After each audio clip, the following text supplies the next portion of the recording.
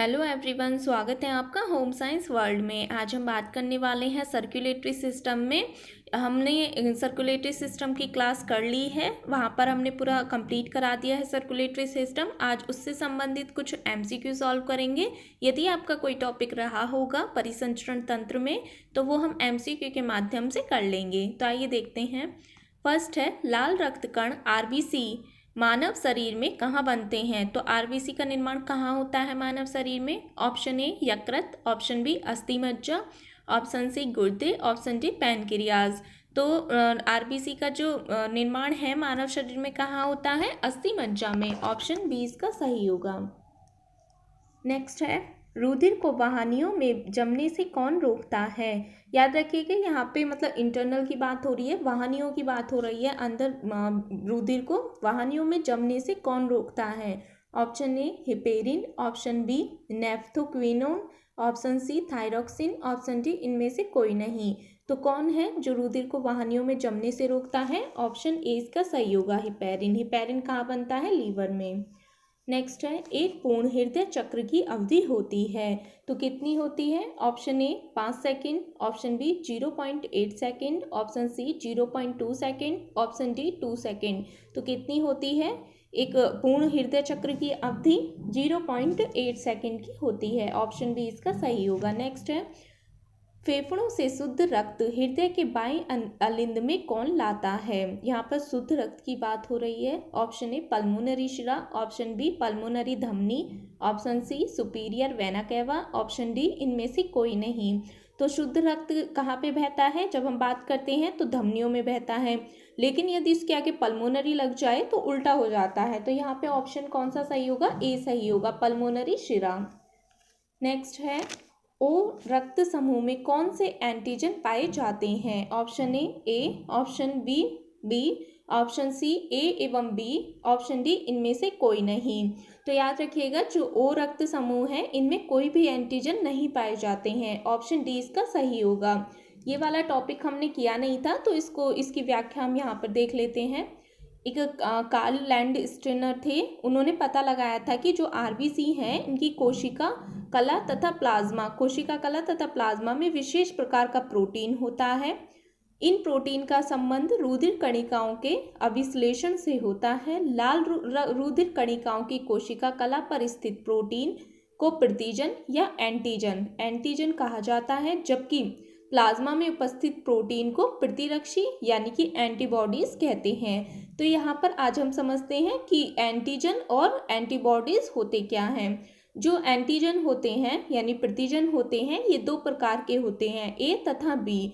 और प्रतिरक्षी यानी एंटीबॉडीज होते हैं ये भी दो प्रकार के होते हैं, ए तथा बी। ठीक है, एंटीजन भी दो प्रकार के ए और बी, और प्रतिरक्षी यानी एंटीबॉडीज भी दो प्रकार के ए और बी होते हैं। प्रतिजन तथा प्रतिरक्षी की उपस्थिति के आधार पर लैंडस्टीनर ने रुधिर को 4 वर्गों में बांटा था। हम पढ़ते हैं ना ब्लड ग्रुप ए बी या ओ, किसी का ए होता है ब्लड ग्रुप, तो उसी आधार पर यहाँ पर हम एंटीजन और एंटीबॉडीज को समझते हैं। यदि किसी का ब्लड ग्रुप ए होगा तो उसमें प्रतिजन क्या होगा यानी एंटीजन क्या होगा? ए होगा। ठीक है, लेकिन उसका जो एंटीबॉडीज होगी वो उल्टा हो जाता है, उसमें बी एंटीबॉडीज होती हैं। ठीक है, यानी जिसका ब्लड ग्रुप ए है तो एंटीजन भी ए होगा लेकिन उसमें एंटीबॉडीज बी होंगी। फिर ब्लड ग्रुप जिनका बी होगा एंटीजन भी बी होगा लेकिन एंटीबॉडीज उसमें ए होती है। और जिनका ब्लड ग्रुप ए बी होता है तो उसमें ए बी दोनों एंटीजन पाए जाते हैं लेकिन एंटीबॉडीज उसमें कोई भी नहीं होती है। ब्लड ग्रुप जिनका ए होता है तो एंटीजन उनमें कोई भी नहीं पाया जाता। यही आपका क्वेश्चन था। जिनका रक्त, यहाँ पर आप देखिए ये वाला क्वेश्चन था ना, ओ रक्त समूह में कौन से एंटीजन पाए जाते हैं। तो ओ रक्त समूह में कोई भी एंटीजन नहीं पाए जाते हैं, लेकिन यहाँ पे यदि आपसे एंटीबॉडीज पूछ लेता तो आप बताते ए तथा बी दोनों पाए जाते हैं।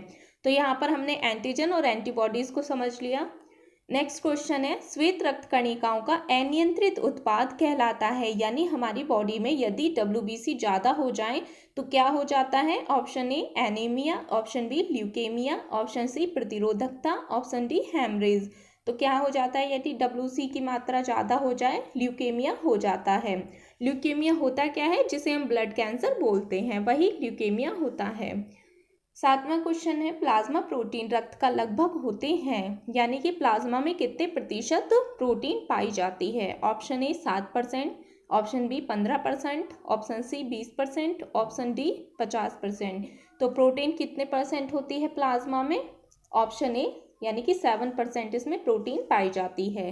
नेक्स्ट है, सामान्य अवस्था में रक्त में श्वेत रक्त कणिकाएं यानी WBC की संख्या कितनी होती है।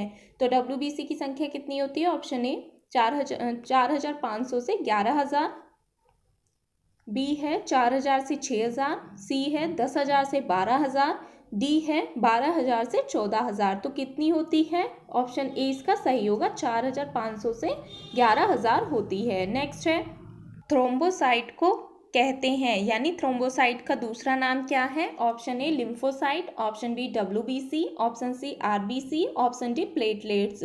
तो थ्रोम्बोसाइट इसका दूसरा नाम क्या होता है, जब हमने पढ़ा था तो ये होता है प्लेटलेट्स। प्लेटलेट्स को ही थ्रोम्बोसाइट कहते हैं।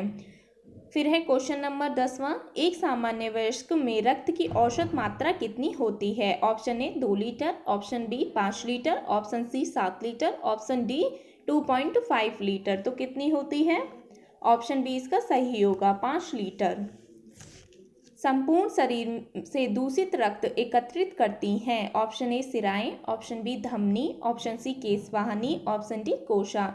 तो जब हम बात करते हैं दूषित रक्त यानी अशुद्ध रक्त कौन एकत्रित करता है, सिराएं यानी वेन्स करती हैं। ऑप्शन ए इसका सही होगा। नेक्स्ट है, रक्त का pH होता है 7.2, 6.5, 8.5 या 7.4। तो रक्त का pH कितना होता है, 7.4 होता है, यानी हल्का क्षारीय होता है। नेक्स्ट है, रक्त की प्रकृति हल्की होती है, मतलब क्या होती है। ऑप्शन ए अम्लीय, ऑप्शन बी ए और सी दोनों, ऑप्शन सी क्षारीय, ऑप्शन डी इनमें से कोई नहीं। तो रक्त का pH कितना होता है, 7.4 होता है, यानी हल्का क्षारीय होता है। ऑप्शन सी इसका सही होगा। नेक्स्ट है, श्वेत रक्त कणिकाओं का मुख्य कार्य क्या होता है, यानी WBC जो है उनका मुख्य कार्य क्या होता है।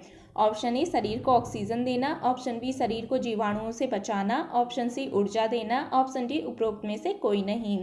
तो WBC जो होती हैं इनका मुख्य कार्य क्या होता है, शरीर को जीवाणुओं से बचाना। ऑप्शन बी इसका सही होगा। नेक्स्ट है, रक्त में RBC के बढ़ने से क्या होता है। Option A anaemia, option B polycythaemia, option D leukopenia, option D leukaemia.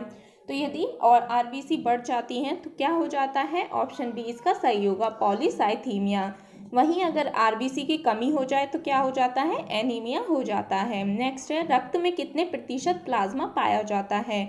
Option A 45%, option B 55, option C 50, option D 10%। तो रक्त में कितने प्रतिशत प्लाज्मा पाया जाता है, 55% इसमें प्लाज्मा पाया जाता है। नेक्स्ट है, RBC का कब्रिस्तान किसे कहते हैं, यानी जहां पर RBC नष्ट होती हैं। ऑप्शन ए प्लीहा, ऑप्शन बी यकृत, ऑप्शन सी आमाशय, ऑप्शन डी हृदय। तो RBC कहाँ पर नष्ट होती हैं, प्लीहा में होती हैं। ऑप्शन ए इसका सही होगा। नेक्स्ट है, सूची 1 एवं सूची 2 को सम्मिलित कीजिए। यहाँ पर दिए हुए हैं पेरिकार्डियम, ठीक है, दूसरा है मायोकार्डियम, तीसरा है एंडोकार्डियम, चौथा है एओर्टिक वॉल्व, ठीक है, इनको मिलाना है। तो यदि हम यहाँ पर देखें कौन सा सही होगा इसमें, तो जो पेरिकार्डियम है, जो पेरिकार्डियम है ये क्या होती है, ये हृदय की सबसे बाहरी परत होती है। तो इसका सी यहाँ पर ए का देखिए तीसरा सही होगा, यानी हृदय की सबसे बाहरी परत पेरिकार्डियम कहलाती है। मायोकार्डियम क्या होती है, हृदय की मध्य परत होती है। एंडोकार्डियम हृदय की सबसे भीतरी परत होती है। क्या होती है, एंडोकार्डियम हृदय की भीतरी परत होती है। एओर्टिक वॉल्व क्या होता है, ये होता है बाएं नीले तथा महाधमनी के बीच का वॉल्व होता है। तो हमारा कौन सा सही होगा, ऑप्शन सी इसमें सही होगा।